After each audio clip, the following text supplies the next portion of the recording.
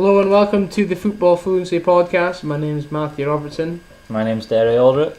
And basically we're here today to just kind of review the Premier League season that has been, the 20th Premier League season, talk a bit about the results, the highs and lows from the final day of the season, and also quickly we're going to preview the Champions League final, which occurs on Saturday between the Bayern Munich and Borussia Dortmund. So, Derry, probably the big news coming out of the weekend was the way it finished between the two North London teams competing for that Champions League spot. Arsenal eventually came out on top. Both teams won their respective games, but Arsene Wenger gets Arsenal into the Champions League for the 16th season in a row. Did it go the way you expected to? It went the way I expected it to, but I was hoping for a bit more excitement. Yeah. I was hoping for a bit of an upset, and I was hoping that Tottenham would get that fourth spot because I just like a bit of change. Yeah. It was typical, really. Tottenham scoring late on. Arsenal did their usual. They played well. They could have scored more goals. They had a great chance to kill the tie at the end of it. But I suppose we can only commend Arsene Wenger for what he's done. Okay, I'm assuming you're going by the highlights because I watched the entire game and Arsenal really didn't play well. Well, I didn't think they played well in the first half. I thought Cazorla was terrible. But yeah, Newcastle really set out, came out of the blocks with a lot of intent. They have a lot of pace, particularly in their forward positions. I thought Atem Ben Arfa, I haven't seen too much of him since he's been in the Premier League, but he really looked like an exciting player. Teasing the Arsenal back four, making them lunge in with a lot of tackles. He was really impressive. But yeah, second half picked up a bit. What about Laurent Koscielny? Yeah. Not many people would have predicted that he would be the hero at the end of the season. No, well, going into the season, he was the third choice centre back behind, I should say, Vermaelen and Per Mertesacker. He's been able to Oust the captain. Yep. Not many people can. So I mean, arguably, it's interesting whether or not what's going to happen with Vermaelen. There's a predicament there because I don't see him getting back into the team anytime soon, considering his form has just dipped so drastically. And there's rumours that Arsenal are going to be looking to sign Ashley Williams from Swansea as well. So, I mean, you'd think that would put him even further down the pecking order. So, rumours of Barcelona are interested. Well, what about as far as Tottenham are concerned? Yeah. Do you think this will sort of kill their fight to knock Arsenal off their perch in the? I think it depends on what both clubs do in the summer. Obviously, a lot of speculation about whether or not Gareth Bale will remain at White Hart Lane. I just feel that Arsenal in the last two seasons, considering the players they've sold, Cesc Fabregas, Robin van Persie, Samir Nasri, and even Alex Song and Gael Clichy, they weren't as good as the players I've just mentioned, but they were still veterans in terms of they've been at the club for a while. Over 5 years, both of them. So, and they've replaced these really good players with players of a lower caliber. With all due respect to Podolski, Olivier Giroud, and Gervinho, Per Mertesacker, even Yossi Benayoun on loan last season, Andre Santos, and Mikel Arteta. Arteta is a good player. Podolski, he's a good player. Giroud, good player, but they're just not of the standard of the players that we had before, and they weren't of the standard of the players that were at Arsenal before them. People were saying, Robin van Persie is no Dennis Bergkamp, Cesc Fabregas is no, Patrick Vieira. Well, I think we can argue now that Robin van Persie is a lot better than Dennis Bergkamp ever was. But that's just one of my things. He's a better goal scorer, but as an all-round player, Bergkamp brought a lot. Whether it be link-up play and assists, he really was. He was great for them. People like Ljungberg and Henry making runs off him. He could always find them. So his timing was impeccable. But yeah, Arsenal. If Arsenal can push on and actually spend some money in this transfer window on productive players, Cazorla was a great signing in the summer. Probably Arsene Wenger's best signing in a good 5 years, along with. I thought Nacho Monreal was a really solid addition in the January transfer window, especially considering how low the transfer fee was. I think a lot could be said for Theo Walcott's performances this season as well. Yeah, he's done He's done really well. Got was happy to see him sign his new contract. I think the kind of player, I think he would thrive more off a 4-4-2. You know, if you were to play him and Giroud up top together, I think that would be a good partnership, or a bigger man. But because Arsene Wenger prefers to play preferred a front three really since Thierry Henry has left. He's played a front three. So would you like to see Giroud and Walcott play a crouching default sort of game? Well, I'd like to see Walcott there, but I think if we go into the next season with Olivier Giroud still as our main striker at Arsenal, I wouldn't be too excited and looking forward to the optimistic heading into the new season. Rumours of David Villa potentially from Barcelona for about around 10 million euros or pounds. I'm not sure which one it is.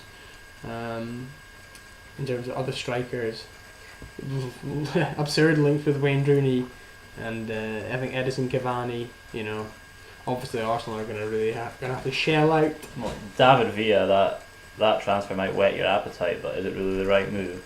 An aging striker, unproven in the Premier League. It depends, because I mean he's about 2 years older than when Van Persie signed.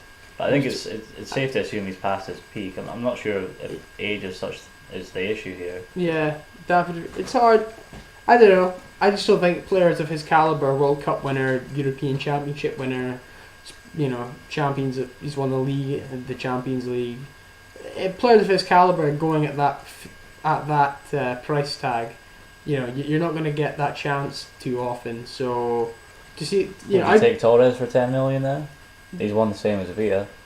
Yeah, but David Villa was actually playing most of was in the best form of his career when he won the European Cup and the World Cup. He was Spain's main striker. Torres, with the exception of the first European Championships where they beat Germany in Austria back in 2008, Torres scored the goal in that final. But since then, he hasn't been, you know, Spain's key striker. That responsibility is fallen on David Villa's shoulders. Hence why Barcelona signed him, and you know Torres really has kind of, I wouldn't say rotted at Chelsea, but you know he scored his first goal since December in the Premier League. His first goal of 2013 at the weekend. I mean, I think that really shows you how far he's fallen. I think he's had an okay season this year. I think he has about just over 20 goals. Other than he's got 23 goals in all competitions. Yeah, I think the key point there is all competitions. Not that there's nothing wrong with scoring, you know, a goal's a goal, but a lot of them haven't come in the Premier League or the Champions League. A lot of them have come in the Cups and the Europa League. And again, a goal's a goal, but I just don't think maybe the value of his goals haven't been as important as you know, some other players. For example, Javi Hernandez scored less goals than Torres, but you know his goals have been a lot more important in the fact that they've won Manchester United vital points into retaining the title, whereas you know Fernando Torres, I can't pinpoint too many of his goals that he scored how important. He scored at the Emirates in a win for Chelsea, the UEFA Cup final. You know, I don't follow Chelsea as strongly as possibly I should do, so I might be incorrect in my assumptions that Torres' goals haven't been that important, but I do think people have kind of slightly gone overboard in the fact that they've said that Rafa Benitez has brought the best out of Fernando Torres. I think that if that was the case, he would have scored more than one Premier League goal since Christmas time. Well, when he had him at Liverpool, he sort of lighting the league on fire. I don't think we'll ever see that Torres again, No. But as an improvement on last season. Yeah, but you know that's not really particularly, you know what I mean. It wouldn't have taken much to have improved on last season, considering how poor he was. I mean, Villas-Boas really preferred was Daniel Sturridge back then, so we'll see with Torres. We've kind of gone a bit off topic here, but Fernando Torres, you know, links with the fact that Chelsea are looking to bring in Falcao, so whether or not there's going to be a swap there plus cash. Or, you know, maybe Chelsea could sign Falcao from Atletico and keep Torres, you know. I think Torres has stated that he doesn't really want to leave Chelsea. Yeah. He's got a few years left on his contract. Yeah, well, he's on a bumper deal, big contract, big wages, so I mean, I think he'll be at Chelsea next season. I agree. Whether or not that's what the club want is a different matter. But back to Tottenham. What the initial question you asked me, I think that Tottenham, if Arsenal strengthen in the summer, Tottenham may have just missed their opportunity to capitalise on Arsenal, because I've supported Arsenal since 2000, so that's 13 years now, and these last 2 seasons have been the weakest Arsenal team I've seen. Particularly with last season, Arsene Wenger has already admitted it, that when we lost at Old Trafford 8-2, and then the next week he went out into the transfer window and panic bought all those players on the last day. The likes of Arteta, Mertesacker, Andre Santos, Benayoun, etc. That was really hitting the reset button, and he said, this is a new, this is the start of a new squad for me, a new time at Arsenal, which, if you've watched the last 2 seasons, they've kind of slightly shifted their focus from the fluent passing. They still have that, players such as Arteta and Jack Wilshere and Thomas Rosicky. It's not like they, punt it into Rosette every game. They're still players that like to pass the ball, but the last kind of 4 months of the season have demonstrated, Arsenal, they're just a bit more rugged, more tight at the back. I think maybe Arsene Wenger's had the most 1-0 wins ever this season. I think Arsenal had 7 1-0 wins in the Premier League. Might not be a record, but it's just close to 1. So there's just been a slight change in the mentality at Arsenal. Well, it's interesting. You said he pressed the reset button with all those signings he made last summer. Yeah. Of all those signings, have any of them fulfilled their Arsenal destiny?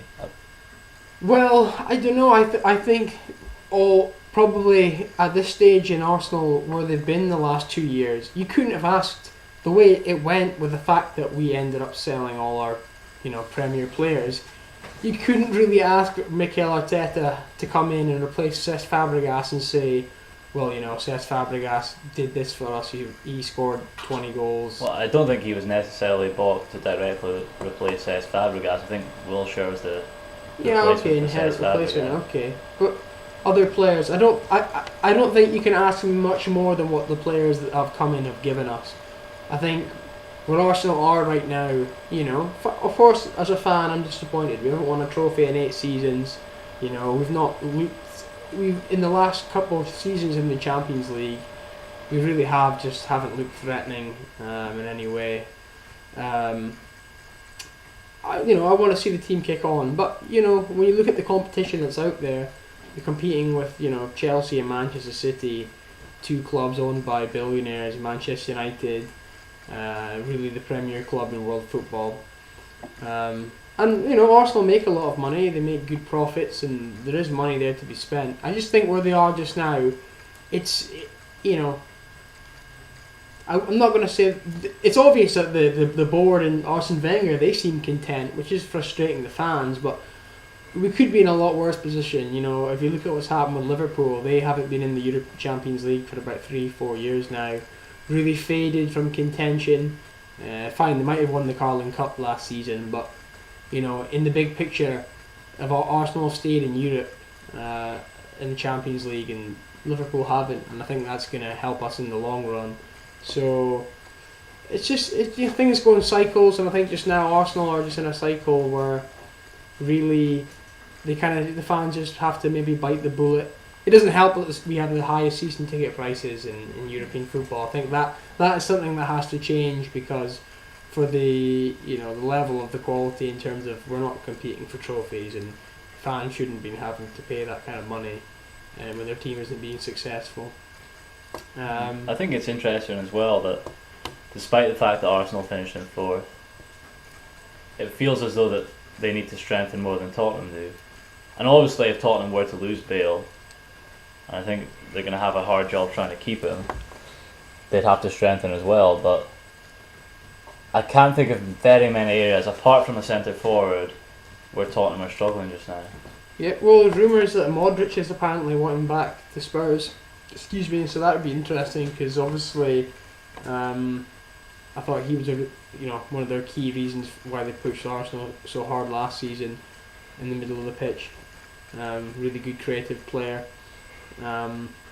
Arsenal and Tottenham. There's not much between them, honestly, right now. Personally, I believe that if Tottenham hadn't gone so far in the Europa League, that they would have finished above Arsenal. I think that was a slight distraction, whilst at that point in the season Arsenal were already out of Europe. So they just focused entirely on coming fourth or third. So not much between them. It's going to be an interesting summer. We hear there's going to be money at both clubs to spend. Well, who do you think will spend more in the summer? Especially Arsenal. I think Arsenal will. I mean, if Tottenham sell Gareth Bale, they'll acquire a huge sum for that, within the region of 50 to probably 70 million pounds. So they're going to be looking to spend most of that. I don't think they'd recoup. I think they'd spend most of that transfer fee if that was to happen. I don't think that will happen. I think Gareth Bale will stay at Tottenham for one more season because he knows that he really is the man there. It's all set up for him to be. He's pretty much got a free role. He's gone from playing left wing to. Yeah, well, he's clearly an ambitious player and wants to go on and win things and play in the Champions League in the highest level. But I believe that he's still only 23. He's got can still develop even more. And why would he go to Real Madrid where he's going to play second fiddle to Cristiano Ronaldo? Because he gets to play in the Champions League at Real Madrid. I know, but at the same time, and you get paid more money at Real Madrid. And then he's not going to replicate if he's playing second fiddle. And who's to say he does play second fiddle? Okay. From his form this season, he's looked almost as good as Ronaldo did when he played for United, albeit he didn't score as many goals.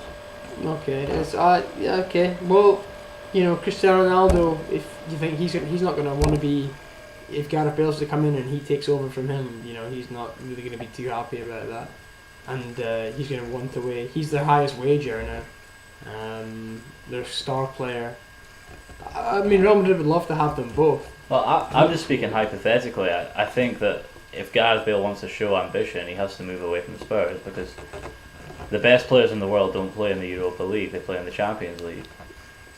Yes, I agree with that, but I think there's still a time to do it. People could have said the same thing. Fine, Cesc Fabregas was playing Champions League football with Arsenal, but they were coming back in 2007, 2008-ish. People were linking with him with Barcelona then, where he was only 20, 21, but in terms of, he was, by the time Fabregas was 18, he was Arsenal's key player. Thierry Henry had left, Patrick Vieira had left. But at that point, Arsenal were still in the Champions League and they're second, third best team in England. Yeah, whereas Spurs are not competing at that level just now. Yeah, but Arsenal weren't competing at that level either. Okay, there was a few seasons where they had a tilt at the Premier League title, but it wasn't like in the Champions League they were particularly too strong. I just feel that it wouldn't have been right in Fabregas's development to have left then. I just think Gareth Bale, one more season at Tottenham won't hurt him, and then he can look to move to pastures new. But we've talked about this for a while. It was tight. I think over the course of the season, I personally believe Tottenham deserved it. I think Arsenal just kind of got lucky. They played a lot of teams towards the end of the season in their run and that didn't have much to play for. Can't blame Arsenal for that. You can only play what's in front of you. Tottenham had a slightly harder fixture list. I think Arsenal have been fairly formidable since sort of February time. Yeah, I mean, but you're right to do with the fixtures. Yeah. Also, you have to consider, and Tottenham had the same thing, is that they had a lot of changes in the summer. Spurs obviously bringing in, selling Van der Vaart and Modric, and bringing in Dempsey, and Vertonghen, and Dembele. Whereas Arsenal sold Alex Song and Robin van Persie, their best two players from the previous season, and brought in Olivier Giroud, Cazorla, and Podolski. So lots of changes. Probably took time. I think Tottenham seemed to settle earlier than Arsenal did in the season. So yeah, intrigued to see what's ahead of us. Definitely looking forward to see what kind of signings are made in the summer. It's going to be an interesting summer, not only from that point of view, but the fact that Chelsea and City are going to change managers. Yeah, definitely. There's been a shake-up at the top of the league. Definitely new players kind of come and go, managers coming and going. So yeah, Roberto Mancini was sacked last week in the wake of the defeat to Wigan in the FA Cup final. So were you surprised by that? And what do you think of the rumours that Manuel Pellegrini is going to replace him, the Malaga manager? I wasn't particularly surprised, but I feel a bit of disappointment in City because they've always set out to say that they were going to try and have stability at the club, and they didn't want to be the next Chelsea. They didn't want to sack their manager quickly, and I think Mancini did get a fair run at the prize.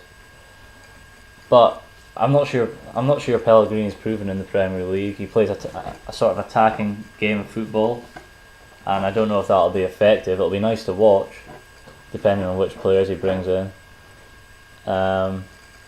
So it'll be interesting either way.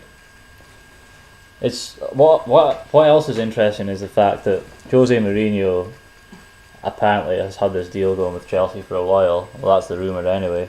And I just wonder if he'd known that the City job would be available whether he'd gone back to Chelsea. Yeah, I guess both clubs obviously have lots of capital at disposal. I just think probably that he has the previous relations with Chelsea. Clearly, the fans there love him. Obviously, he has a lot of respect and love for the club still too. So, but Abramovich didn't really treat him with the respect he deserves. Yeah, I think since then, Mourinho stated that they're on good terms. I don't know. No one. Who knows what Roman is thinking. I don't know. Probably he's realised he's made a lot of mistakes since sacking Mourinho. There's certain managers that he's brought into Stamford Bridge just for one reason or another haven't. Either they've not done the job or he's not given them the appropriate time to do the job. I think AVB was sacked prematurely. Same could be said for Carlo Ancelotti. Perhaps even Scolari. Roberto Di Matteo. I don't really know a manager that's been given the proper, appropriate length of time. Well, the thing is as well that interests me is that Jose Mourinho likes a project, and for me that Chelsea team is a centre forward away from being complete. So I don't know whether he's going to come in and he can't sell the players that have been performing at high levels such as Mata, Ramirez, Hazard. So I don't know how he's going to put his stamp on that team. Yeah. What players do they have left at the club from when he was there? Cech, I guess Essien could come back from loan. Mikel, Ashley Cole, John Terry, Frank Lampard, Branislav Ivanovic, I believe was. Perhaps that wasn't a Jose Mourinho signing actually. So there is still, to an extent, perhaps Paulo Ferreira's still there. He's still got one way or another. He's there. Yeah, he perhaps without Drogba, they kind of still have the spine of the team from to an extent of when he was there. Lampard, Terry, Cole, Cech, Essien, players like that. Well, nonetheless, it'll be interesting to see what he does in terms of buying and selling players. I'm really interested to see if he takes a liking to Torres or if that's because we all remember when Shevchenko was said to have been a signing by the chairman there, so with thrust upon Mourinho. So it'll be intriguing to see if Of course, there's a small matter of Romelu Lukaku as well, who's had a terrific season at West Brom. Well, people think that Mourinho will just go with him because similar player to Drogba in stature, and he's a big guy, can provides a really good aerial threat. So he's kind of like just a younger version of Drogba. So a lot of people are predicting that Mourinho will utilise him as his main striker next season, if indeed Mourinho does take the Chelsea job. But back to Man City. So Mancini was there for 3.5 seasons, I believe. Do you think overall he won the Premier League, the FA Cup, and apparently they're counting the Community Shield as a trophy. So those 3 trophies in those 3.5 years. Do you think overall was his time at City successful? No, I think it was far from it. I think his Premier League win, although it was a great achievement to take the title away from the hands of United and Chelsea and Arsenal, I think he spent far too much money to do it, and I think that he should have built more on the team that he had this year. I feel it's been a bit of a circus at City as well with the players he's had there. I mean, Tevez didn't play for them for 3 months or so last season. Last year. And I don't think you can get away with man management like that in the Premier League, not at the highest level. Okay, they won the league last season, but I think it was more to do with the fact that United threw it away than them winning it. The whole Balotelli thing as well could have hurt him, because Balotelli is a fantastic player, and I don't believe he managed him as well as he could have either. So I think as well he's got that shadow of Europe hanging over him. Yeah, that's a big asterisk on his CV, I think. And he does have European experience. I don't think it's an excuse that Manchester City as a club doesn't have European experience. Well, because the players he bought had played Champions League. Oh, Champions plenty League of it. Winners in there. Yeah. So I don't really know what went wrong there, but whoever takes over is going to have to kick on in that competition, because you can't justify spending almost £500 million on a team and not have them compete at the highest level, which is the Champions League. You really felt after, the highs of the last season when they won the Premier League, going into this campaign, they really had to probably win the Premier League, or if they didn't retain it, they had to have a really strong showing in the Champions League to make up for the fact that they weren't able to retain the Premier League. And as it happened, they came bottom of their group, didn't even win a single game out of those 6 games. People say they had a tough group, Yeah, it was a stinker of a Dortmund, group. They had the German champions Dortmund, the Spanish champions Real Madrid, and the Dutch champions Ajax. But at the same time, heck, look at Celtic. They had Barcelona. Yeah. They had a really tough Benfica. They had got to the Europa League final, and Celtic have a vast. The money at their disposal is so small in comparison to Real Madrid. It's unbelievable. To Manchester City, sorry, it's unbelievable. And they managed to get through their group. So I'm not sure. Probably, in my opinion, he was too defensive for my liking. Just his style of football he prefers. Players such as playing Gareth Barry and Garcia in the middle. Very defensive approach.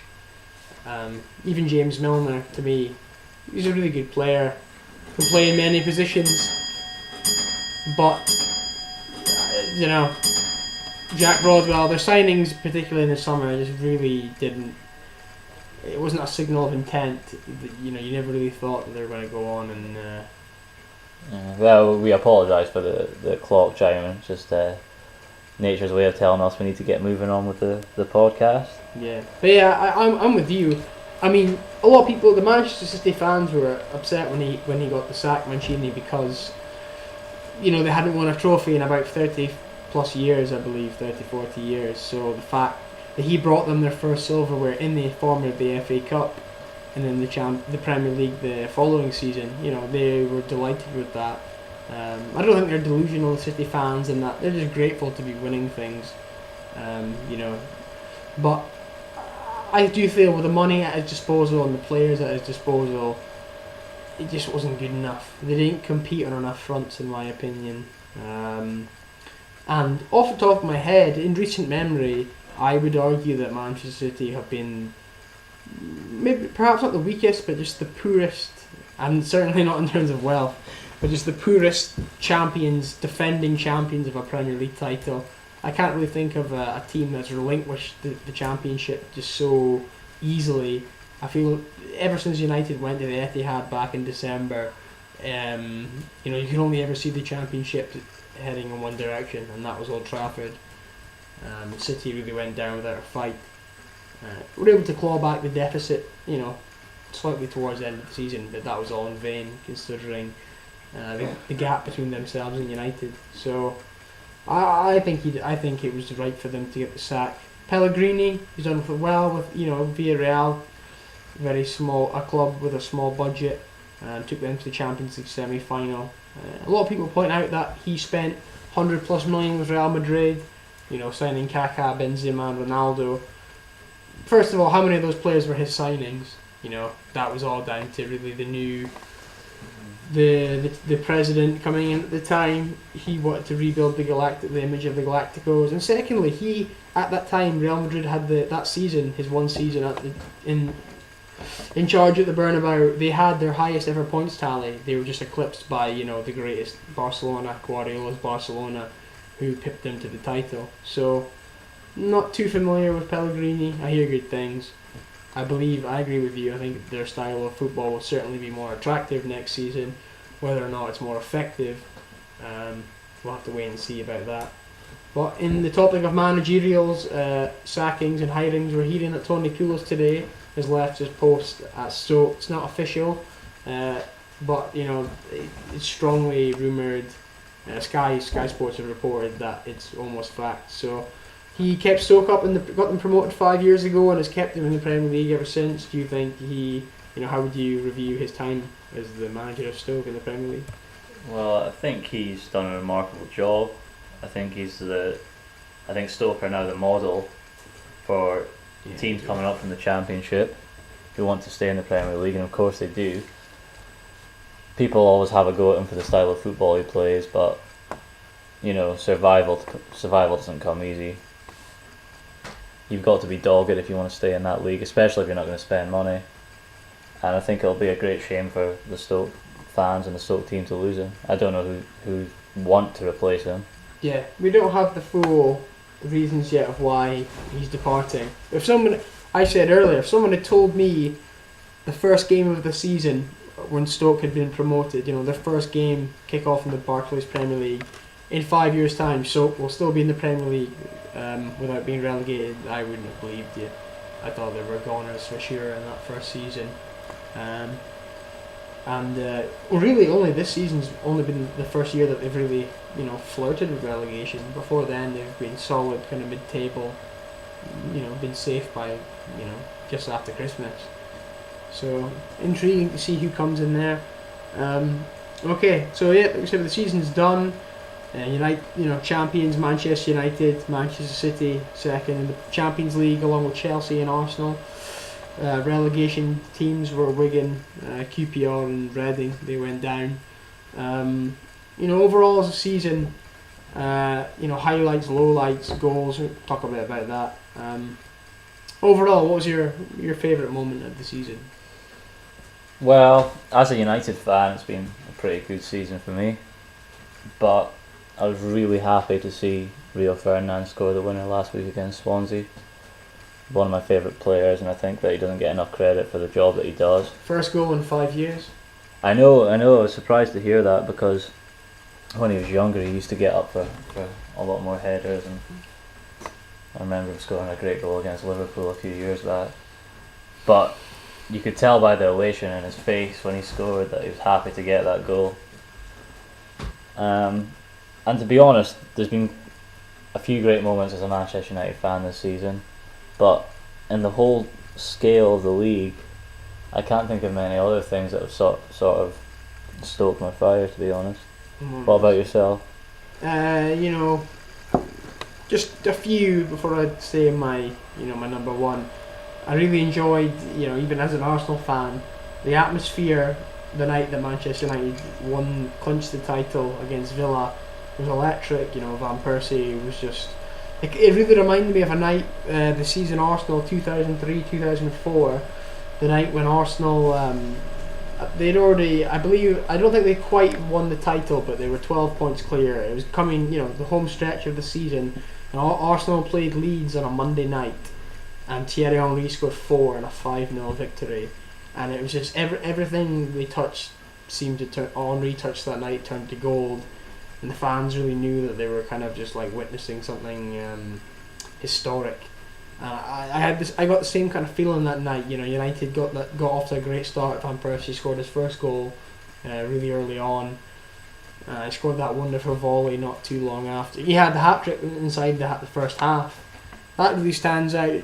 Like I said, just for the feeling that you got from watching that game live.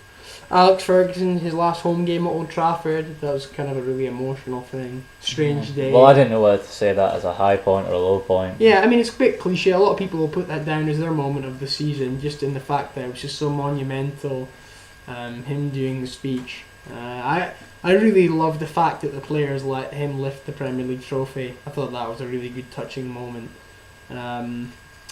And also, I think my moment of the season, though, it was in the FA Cup. Wigan, even though they went down, they got relegated a few days after. Them beating Manchester City in the FA Cup final, going into that game, I could never have predicted that happening. And just by looking at the fortunes of the contrasting fortunes of the two teams, just to really, fathom that Wigan, beat Man. The classic David Goliath tale. Really, I think it was slightly just overshadowed by the fact. I mean, it was a great achievement, but probably overshadowed by the fact that they were relegated and all the circumstances regarding Manchester United. Ferguson departing and David Moyes replacing him, along with the fact that the FA Cup doesn't quite have the same significance it used to. But overall, I thought that was a great moment. What do you think about, what would be your goal of the season? My goal of the season would have to be Luis Suarez's goal against Newcastle. I think he's a player that's taken a lot of criticism. Rightfully so. Rightfully so, yeah. He's a bit of a bad egg, but when he does things like that, it's hard to argue his footballing talent. The ball as well from the left back, I think it was Jose Enrique, was unbelievable. Split the defence apart, and he made Fabrizio Coloccini look like an idiot. And he's a good defender, Coloccini. Doesn't mean he's not an idiot. Well, that's very true, but he made him look like he didn't know what he was doing. Yeah. And the finish was sublime. So I decided to go for that one. Okay. What about your favourite goal this season? I mean, I'm trying to think way back into the season. I guess I'll probably go with the Van Persie volley against Aston Villa. Really, I mean, a lot of things from that game just kind of remind me of various things. But really similar to a goal that Van Persie scored against Everton at the Emirates last season, where Alex Song chipped the diagonal over the back four, and Van Persie, volleyed it, back post pass. That was Tim Howard at the time in goal. So I'd go with that. Gareth Bale's had an array. It's almost like he has the same goal, a conveyor belt of the same goal against different teams. Cuts in from the right 20, 30, 25, 30 yards out, top bag, unbelievable. And defenders must know what he's going to do, they just can't stop it, which makes it more special. Too good, yeah. I think we can give a mention as well to this goal came in the FA Cup, but Hernandez's goal against Chelsea. The headed goal, the ball from Carrick was awesome. Over the top, and it was Hernandez with that little nog in his. It's a looping header. Yeah, that seems to be like a real specialist thing he has, where he can just kind of score headers from all sorts of angles. Gareth Bale's goal against his last minute winner at Upton Park stands out in my memory, especially with him running over and hugging AVB. It was pretty dramatic scenes there in that game. Some really good goals this season. Loughton for Aston Villa, that was a good goal. So you've said that your favourite moments have come from Van Persie, your favourite goals come from Van Persie. Would he be your player of the season? Your Premier League player of the season? No, I think I would give it to Gareth Bale, just in the fact that although Van Persie people saying he single-handedly won Manchester United the championship with his goals, which I'll agree with, but I still feel there's other players there that if he wasn't to have been so successful, such as Hernandez and Rooney, that could have stepped up to the plate and provided those goals. Whereas with Tottenham, Adebayor's form has been so poor. Defoe has been in and out with injuries. I just feel like Gareth Bale really has thrust Tottenham into competing for that Champions League. And I've watched a lot more Tottenham than Manchester United. And Tottenham have been solid, but they definitely don't play with the same sort of flair that they did under Harry Redknapp. I think they're a bit more, perhaps not direct in they're not playing long balls, but the fact that they're just getting the ball goes out wide, Lennon and Gareth Bale, and they look to do something from those wide positions. So I just think Gareth Bale, Tottenham haven't scored them. Their goal difference was so inferior to Arsenal's, about 20 goals. They're winning many games, Tottenham, just by the odd goal, 1-0, 2-1s. And it was Gareth Bale was in a lot of those games. You know, he was either getting the equaliser or he was scoring the winner. So I think he was right to win all the 3 awards that he did. So both great players in their own right, though. I really can't argue with that, but I think that Luis Suarez, he scored 23 goals this season in the league. If he hadn't got that ban at the end of the season, he may have scored more. Yeah. And maybe it's to do with the fact that Liverpool weren't contending for Champions League spots, but I think there's a basis to argue that Suarez had just as good a season as Van Persie and Bale did. I just feel their goals meant more. I felt that their goals won important games and won points. I just, off the top of my head, I can't think of too many, defining goals Suarez scored this season. Great player and had a very good season, but I just feel like he's had a lot of moments, but just not the kind of moments he liked. I just don't think he's had that many stand-out moments in terms of his goals. Like I said, he had that great goal against Newcastle and had a big late goal in that controversial game against Chelsea last month. But yeah, all great players. So yeah, on top of that, players of the season, you're going with Suarez, yeah? No, I can't argue about what Bale's done. You can rotate the 3. I think all 3 of them are deserving, worthy candidates. Just I would just slightly go for Gareth Bale over the other 2.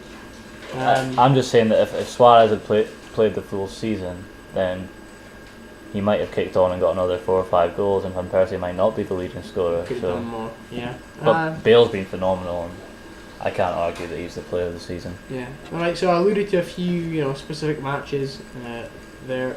What would be your favourite match of the season? My favourite match of the season would have to be when United came from 2 down against Aston Villa to win 3-2. Yep, Villa Park, November, did you say it was? November, yeah. As a fan, that's what you hope for, moments like that. Javi Hernandez came on just after half-time, maybe at half-time, completely turned the game with his directness. He was unbelievable.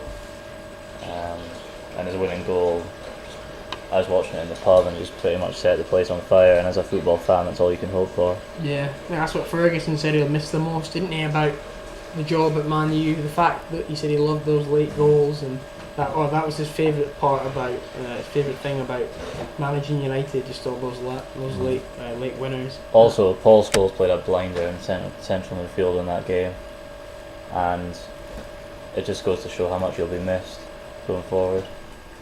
I don't know if we'll be able to replace him. But how about yourself? Wait, was that a Paul Scholes losing his was that a pun, was it? Not intended. No. I don't play jokes about Paul Scholes. That's a very serious thing. I'll probably go for the first Manchester derby of the season. I think it was December. Etihad. United finished 3-2 to Manchester United. Obviously that kind of famous Van Persie, that late goal, the deflected free kick. Oh, you mean the Nasri OG? Yeah, the Samir Nasri ducking in the wall. Yeah, I'd have a lot more to say about that if he was still at Arsenal. I can assure you that. That was a great game because United, Rooney scored 2 goals, put them 2-0 up. Where does this come from? Because I believe United were perhaps ahead at that time in the season in the league. It was tight though, so you didn't really expect, for City to go 2-0 down at home was a shock. Ended up dragging it back. Zabaleta got that goal 10 minutes from time, and at that point in the game you really thought the City were going to win it. And then obviously that late Van Persie goal was a real kick in the teeth for City. But it's a huge turning point in the season. Yeah, I mean that you get the feeling now though that is the game in the Premier League. When we were growing up in Arsenal, from the late the late 90s to the mid 2000s, the game you looked for. A lot of Manchester United Liverpool is a massive game because considering the histories and the relationships between the fans and things like that. In terms of the tussle for the title, for a good 7-8 years, it was Alex Ferguson versus Arsene Wenger, and also you had people like Roy Keane and Patrick Vieira were just the antithesis of that, and the fact that they were these great big captains that went out there and laid it on the line. Often it led to heated confrontations between the two, led to them getting sent off and getting in fights in the tunnel and things like that. I mean, all the drama that went with that tie just made it all the more special. Enter Mourinho, slightly Arsenal, fade off a bit, tail off. Then Manchester United versus Chelsea for a while became kind of the big fixture, and probably post Mourinho. And since Manchester City have been injected with all this cash and have actually turned into a reasonable force in Premier League football now, big force. That's the game you look forward to now. And the last handful of clashes have really been dramatic. The 6-1 at Old Trafford and Company getting that goal at the tail end of last season. So yeah, that would be my favourite game from this season. Also Arsenal, a little mention for Arsenal beating Tottenham 5-2 for the second game in a row. That was nice. Adebayor getting sent off was really the icing on top of the cake. So yeah, that was a lot of fun for me. What was your low point, of the season? Things that maybe didn't make you so proud to be a football fan, or just kind of disappointed you? Well, two occasions spring to mind. One of them was the obvious Luis Suarez biting Ivanovic. That was disgusting. Do you think that was over? There's people overreacted towards that, or because we haven't really spoke about that. I don't think people overreacted because. Was it worthy of a 10-game ban? Do you think? Yeah, I believe it was. I think Luis Suarez's reputation didn't do him any favours. I think if someone like Balotelli had done that, which wouldn't be out of the ordinary. Balotelli's got a bit of a crazy streak as well. I think people might have made him a bit of a hero from it, but because Suarez has played the villain so often in the past, I think that obviously that didn't go in his favour at all. But it's not the sort of thing you want to see on the football pitch. And he did it in Ajax colours as well, and maybe he didn't receive a big enough ban, so he thought he'd do it again. Another low point for me was seeing Jose Basingwa having a good laugh as Queen's Park Rangers got relegated. Obviously he didn't do it straight after the game, he did it going down the tunnel. He got caught on camera. I don't like to see that either, because those fans go down there every week to watch their team play and they deserve better than that. Pay their hard-earned money. What about you? I'll go with Chelsea accusing Mark Clattenburg of racially abusing. I think it was John Obi Mikel after their defeat at home to Manchester United. That was they announced straight after the game that they were going to be pursuing legal action against him, and then they just was it within the week or so they just pulled out, and really Clattenburg had to miss a lot of games because of that, because of those allegations. So he would have lost some money. His livelihood and his reputation definitely would have kind of dragged through the mud whilst that was ongoing. And obviously a lot of people question whether or not he'd ever be able to ever referee a game at Stamford Bridge or the Chelsea game ever again because of the severity of those accusations. So that was a shame. I think referees get a harsh time from managers, players and fans alike. Also, you see this every season, but I just think there has to be something done about the respect shown to referees, particularly unofficials by players. Even for example, on Sunday, Kieran Gibbs gave away a free kick just outside his own box in the second half, and the linesman gave it, and he didn't agree with it. So what did he do? He walked over to him and screamed in his face. that it's just something where the footballing culture just really has it's just deteriorated further and further over the last kind of decade or two. So I think I really approve of what they have there in rugby. A lot of respect shown to officials. So I think that the FA and such have to take a look at that. And that covers all football. You see it in all leagues. So something has to be done about that. Who do you think the best buy of the Premier League season was? A lot of good ones. Yeah, it was a great summer in terms of buys. I would say Michu has to be up there. Yeah. He's done an impeccable job of scoring goals at Swansea. I don't know where they would have been if they didn't have him. Hazard, Cazorla. Great buy. Cazorla, great buy. Benteke at Aston Villa, probably would have been relegated without his goals. Berbatov has done really well at Fulham. Forgot about that. Yep. So I think it's really hard to put your finger on one buy.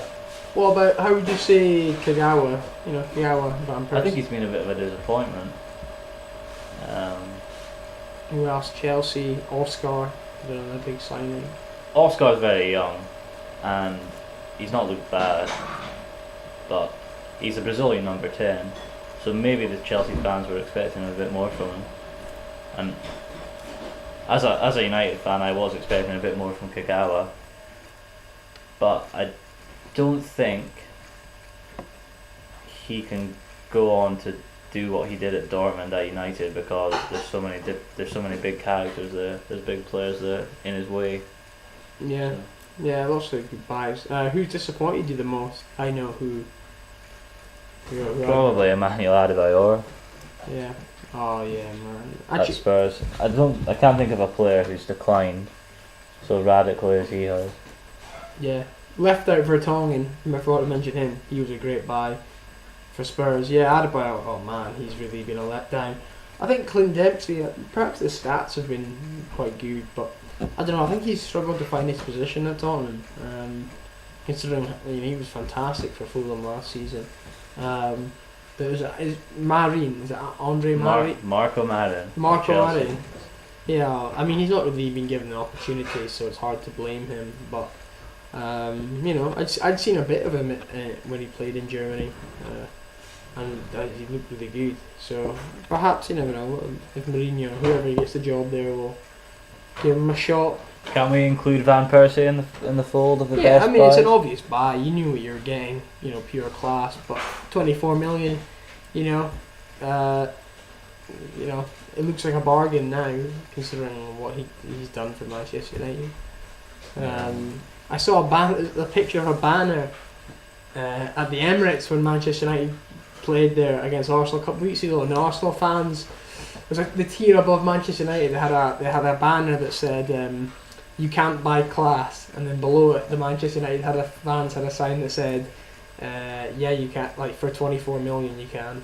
That must frustrate you. I thought that was great. Oh yeah, it's it's one thing selling your best players every summer, but when you sell it to one of your biggest rivals who play in the same Premier League, and that player comes back to your own ground and sticks one in, like you did with that penalty. It's hard to swallow. Well, I said to you earlier, statistically all over the pitch, Arsenal pretty much matched United in every area, apart from Robin Van Persie.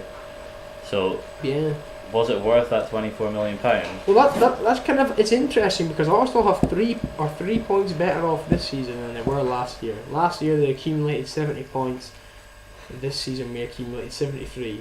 So that's interesting. But last season we came third, and this season we came fourth. Just because the competition, I believe, Chelsea have improved a lot this season, even though they won the European Cup. They're a lot better team than they were last year. So, what we say? Am I happy? Well, the question I'm really asking is, do you think that if Arsenal had Van Persie this season, probably, because you'd be you'd be substituting Gervinho and Giroud for Van Persie. So yeah, I don't think we would have won the league, but I think it would have severely hindered Man United, and I think Arsenal were maybe 19 points behind United. You could maybe have half that, or close to half that, if Van Persie had stayed and if Javinho wouldn't have been on the pitch. That's like all I can really say about that. Yeah. we would have been better. The farther away you can keep him from the ball, the better. Pretty much. So okay, overall, what do you think about the season then? We were speaking about this a bit earlier. Do you think that, to compare this to last season, has this season kind of lived up to last season's highs, or has it surpassed it, or has it just kind of slightly, disappointed you a little bit? From a personal point of view, as a United fan, I can't say this that the season's been disappointing compared to last. Yep. But if you look at it from a neutral's eyes, I don't think it's anywhere near as exciting as last season. If you think about the way the league ended, not just at the top but at the bottom. Yeah, well, so there was a lot more to play for going into that last few weeks of the season. Premier League was still undecided, relegation was undecided, Champions League was undecided, and we even had an English team, or a British team, we're not English, in the Champions League final. Chelsea, so you had that to look forward to. I mean, I find Chelsea have been in the Europa League final this year, but it's not met with the same excitement and anticipation that you get and that comes with the European Cup final. So well, are you looking forward to the Champions League final this year as much as you would be if there's a British team representing? No, definitely not. As impressed as we've been with the two German teams, and as much as it is nice to see, variety, and for a while it was getting a bit, repetitive. This Manchester United and Chelsea, the English teams were getting to the final so frequently. But I think it was about 5-6 years in a row it happened. From 2005 to 2009, there was an English team in the final. I just believe that I prefer being British. It's more exciting. They bring more glamour, in my opinion. Those Manchester United Barcelona finals, they were just going into those games, the excitement it was fever pitch. It was great. So how do you see the final on Saturday shaping up? Well, Bayern Munich are the favourites. They finished a good 25 points above Dortmund in the league. They dispatched. Look how easily they disposed of Barcelona. That was incredible. Humorous considering I fancied Barcelona. I put they qualify from that tie. 7-0 now. I don't. Bayern Munich have been in. This will be their third Champions League final in 4 years, having lost the previous two to Inter Milan back in 2010, and then they lost. Obviously, it was a big humiliation when they lost to Chelsea in their own stadium last season. So I've seen interviews with players, Robin and Lam. They really felt that when they went into the game against Inter at the Bernabeu in 2010, that they were going in as the underdogs, and they didn't expect to win the game. I think they said whereas last year they really felt that no matter who they were going to play, they were going to beat them, being at home, especially considering how weak Chelsea were last season. Really looking back, I don't think anyone can quite put their finger on how Bayern Munich didn't win that final, which is unbelievable. Well, complacency doesn't win you trophies, does it? I know, but it wasn't even like, the amount of chances they created. Iron Robin having that penalty in extra time, Mario Gomez had various chances. Well, I think Bayern are the obvious favourites. They finished 25 points above Dortmund in the league. Yeah. But the ties between the two clubs both finished as draws in the league. I think Dortmund they can take pride from that, and they've got a good team. They've got a great scoring threat with Lewandowski. He scored almost double the amount of goals of any Bayern player in the league. Yeah. And on his day, I think he can hurt Bayern just as much as any of their players can hurt Dortmund. So I don't think it's a foregone conclusion. And as a neutral, I can't really think of, as you said, English clubs have been in the final for so long. So I think it'll be good to just sit back and watch it without any sort of bias. Yeah, I think like I said, definitely, especially when it's an all, if it's a domestic, in terms of it's an all German final. It's something that's never happened before. So from that viewpoint, it's going to be historic and interesting. I think both these teams play the game in the right way. perhaps Dortmund are slightly more exciting, whereas Bayern Munich are strictly counter-attack. To me, they're very robust and physical. Perhaps to an extent, kind of remind me of the Jose Mourinho team. Perhaps not perhaps not his current Real Madrid incarnation, but kind of reminds me of his Chelsea side. I think what Dortmund need to do is they need to get rid of the sort of big brother feeling of the game where Bayern are the dominant force. They need to forget that. And although a lot of Dortmund's players are rumoured to be transferring to Bayern at the end of the season, yeah, I think... Well, Götze has been confirmed, isn't it?